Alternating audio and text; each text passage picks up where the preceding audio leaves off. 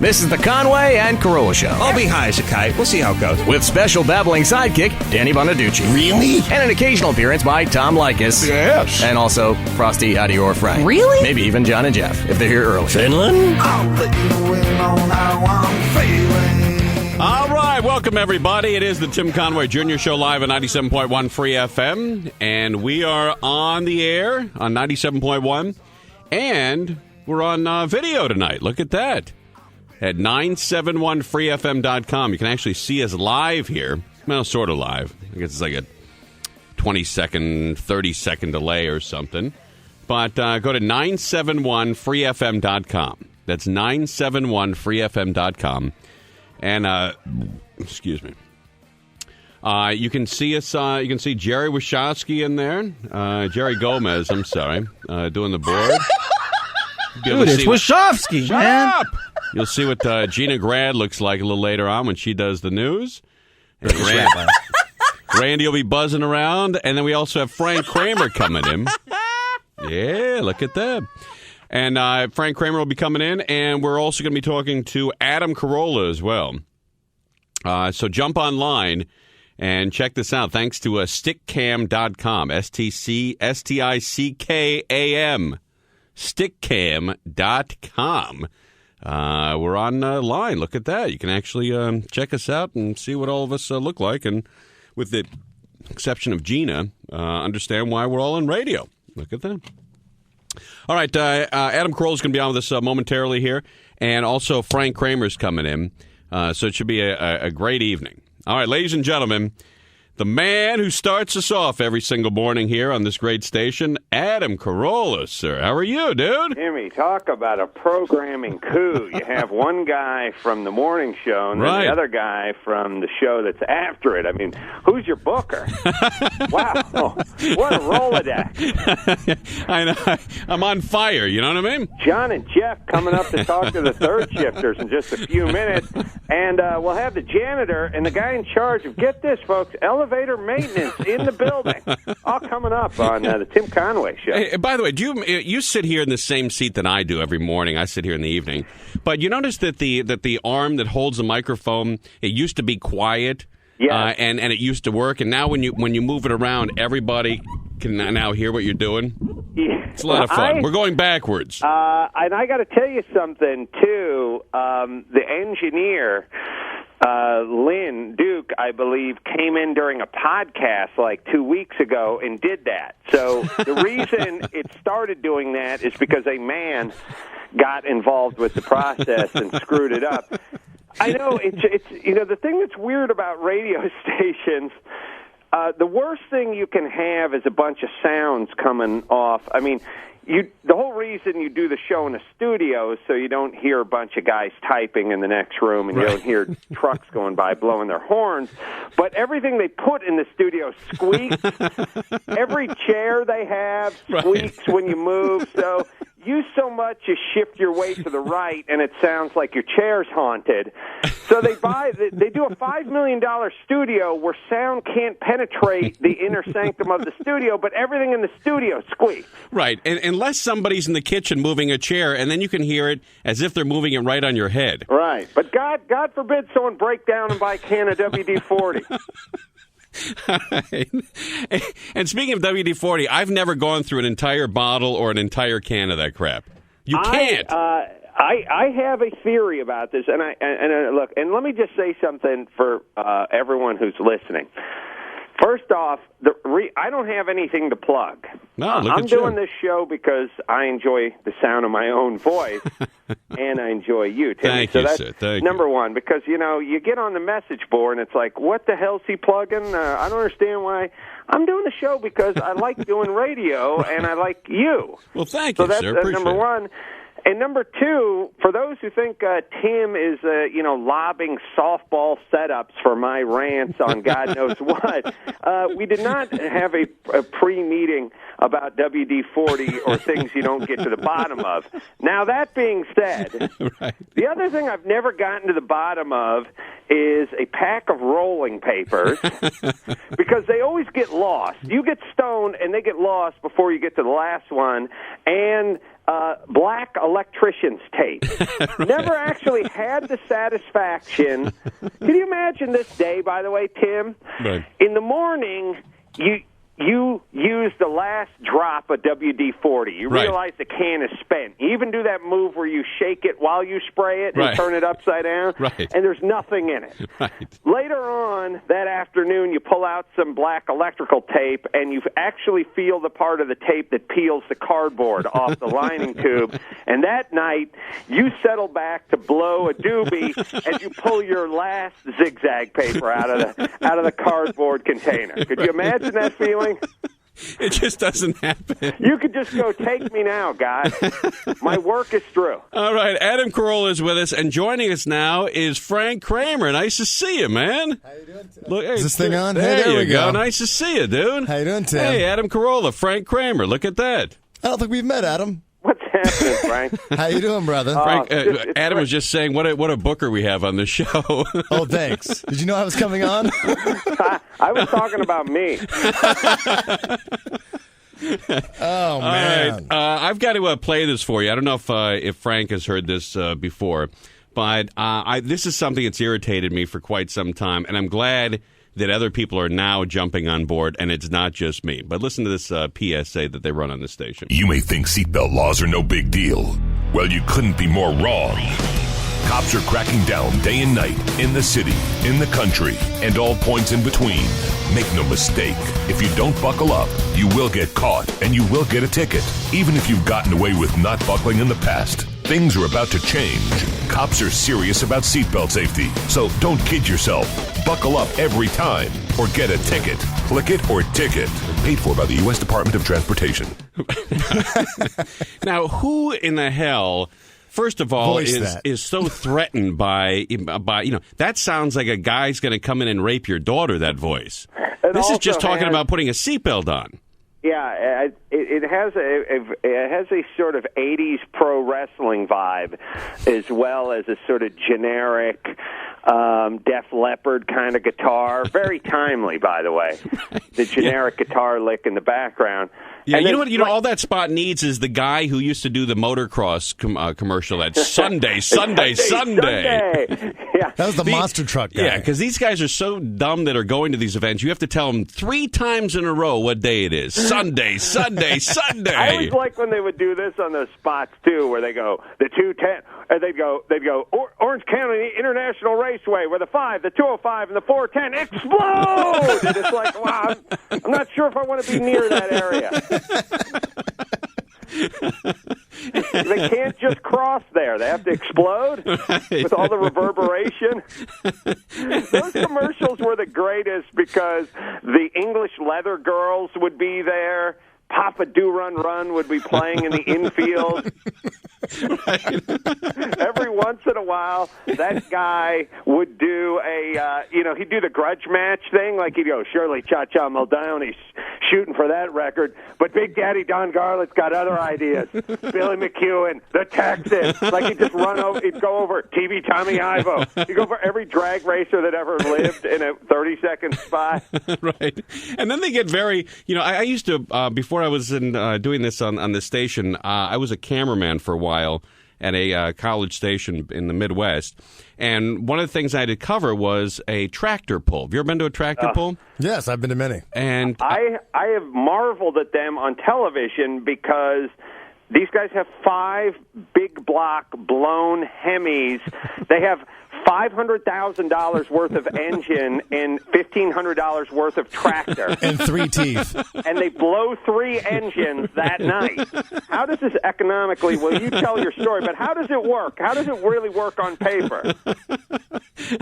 And if you've never been to one in person, it's like standing next to a 747 for 3 hours, but not next to one, inside of one, next to one of the engines, because they put on the jet engines on some of these things. Oh, right. And they sit behind. These guys are literally sitting behind a jet engine, and they wonder, and when things go bad and people get hurt, everyone's shocked. But they'll say it right in the spot. Like if you listen to the dragster ones, they'll go, some blow, some go. Like, huh?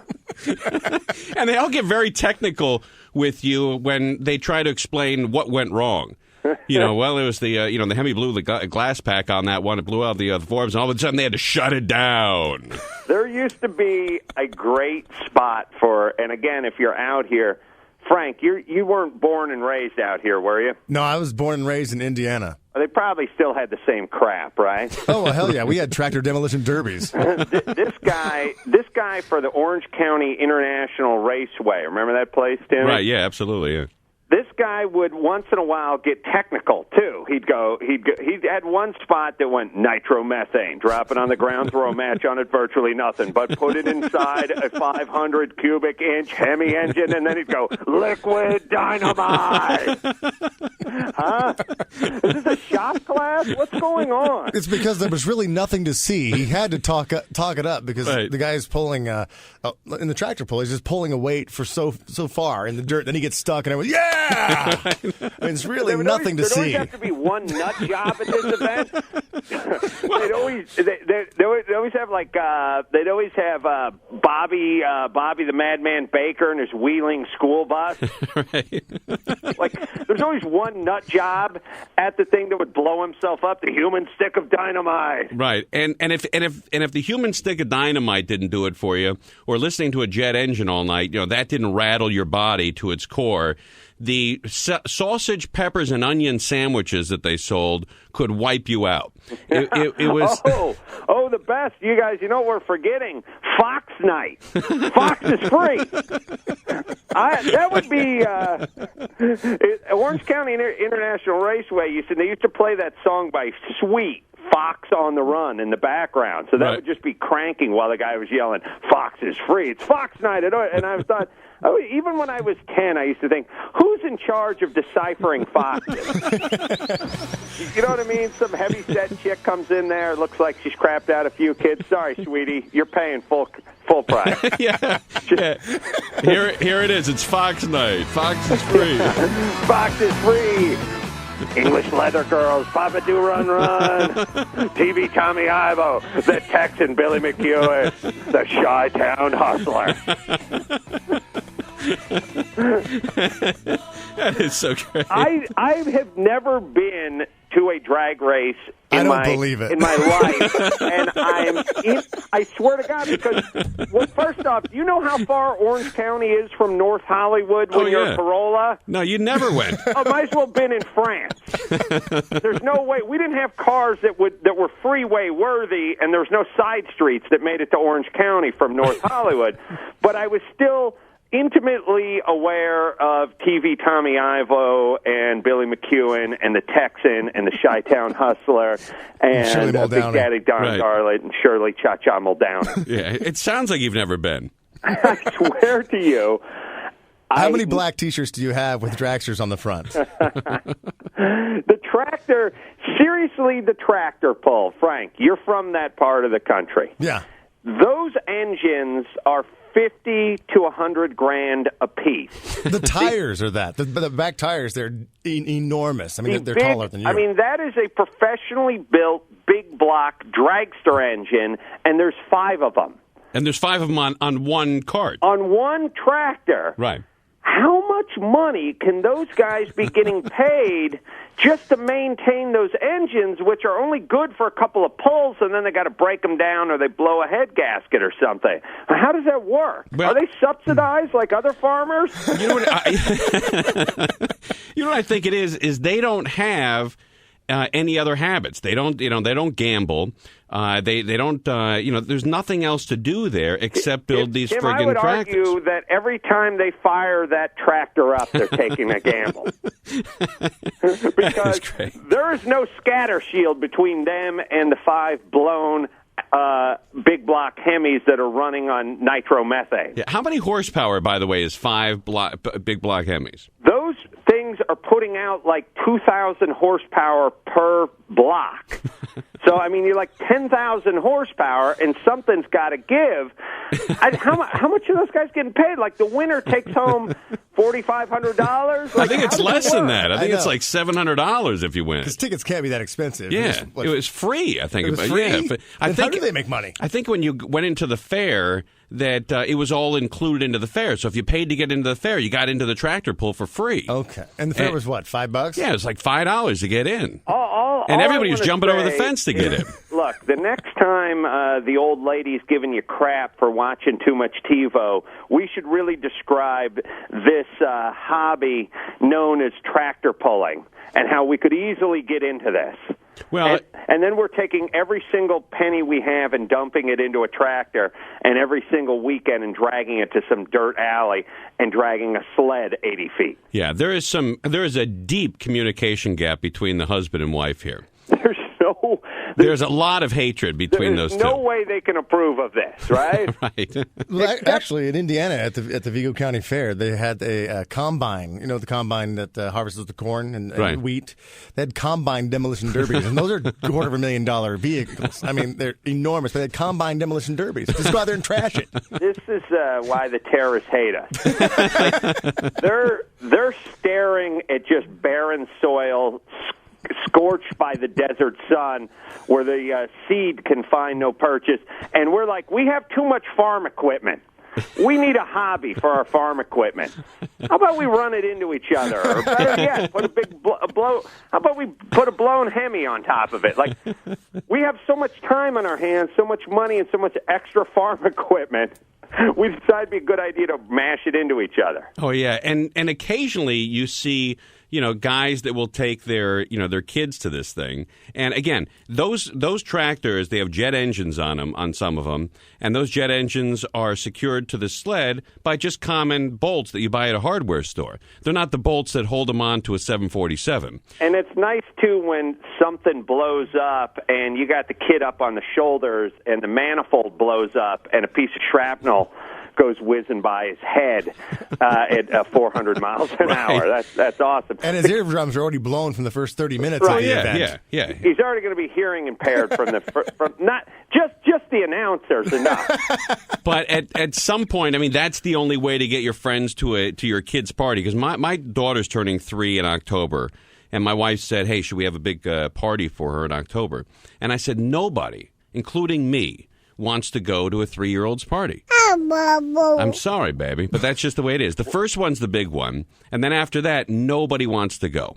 But here's the thing, too. I'm going to make an argument against that first one because I just got back from one of those. I just killed a weekend 2 weekends ago at one of those debacles. Here should be the rule. If the kid doesn't know where he is, he shouldn't have a birthday party.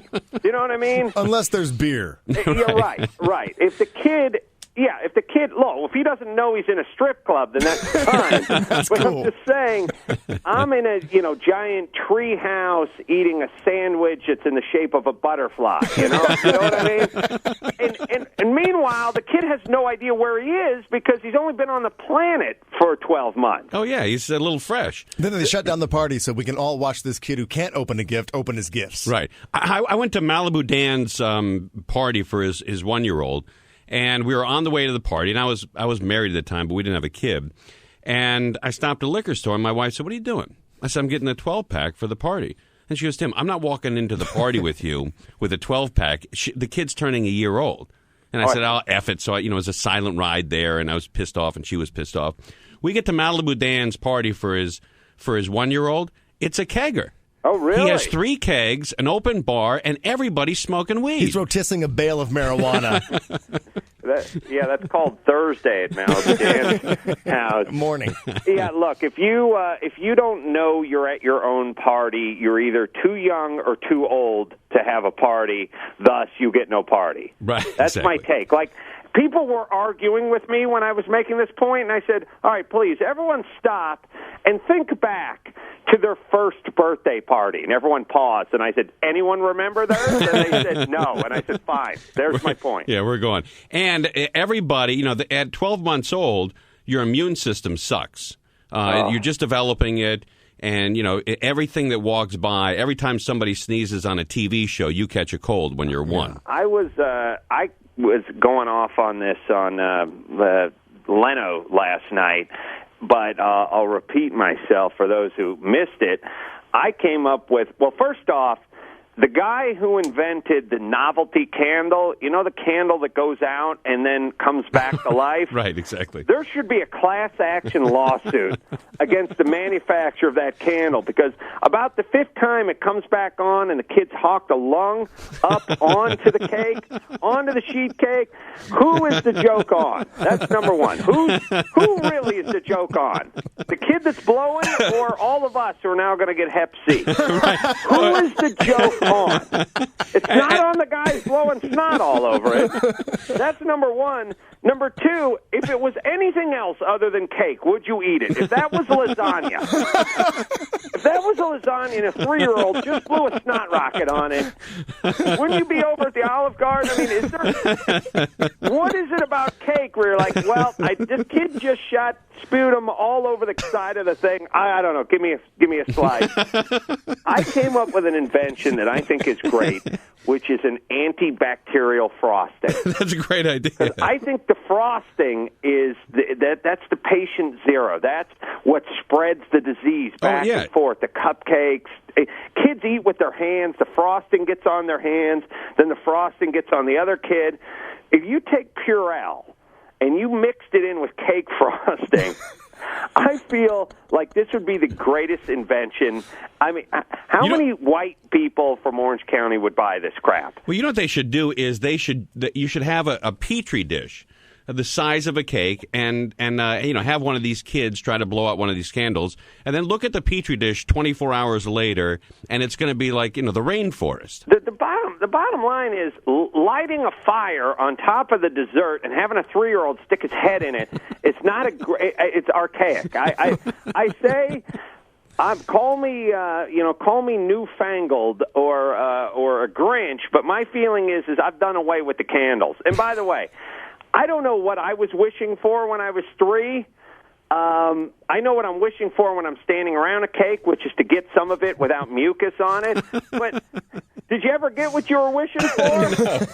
I wanted a Schwinn. I got a Huffy. I wanted Levi's. I got Tough Skin. How old are the twins now, Adam?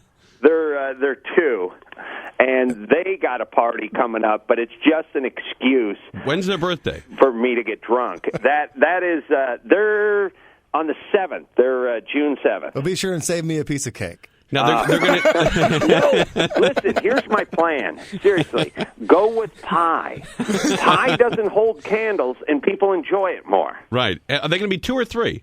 They're going to be 2. Oh, I see. Okay, all right. And it's a boy and a girl, right?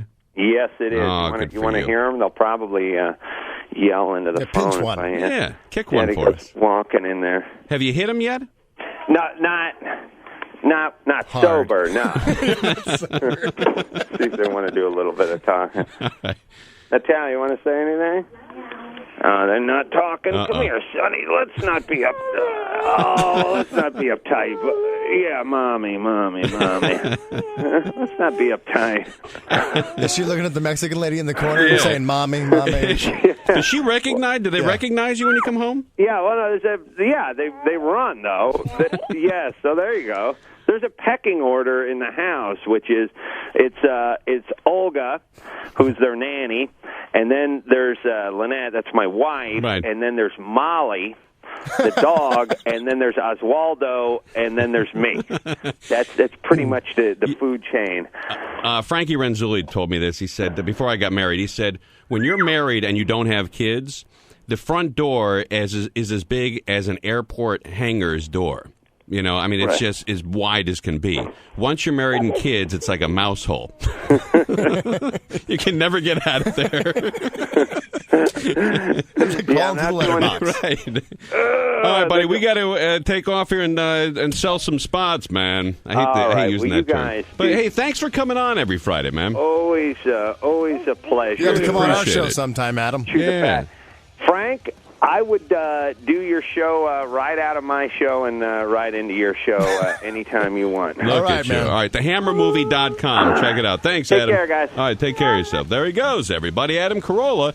Frank Kramer joins us, Yes, and we'll talk to him after the break here and see if he was allowed I have to a surprise partake. for you, man. Is that right? I do. Look at you. All right.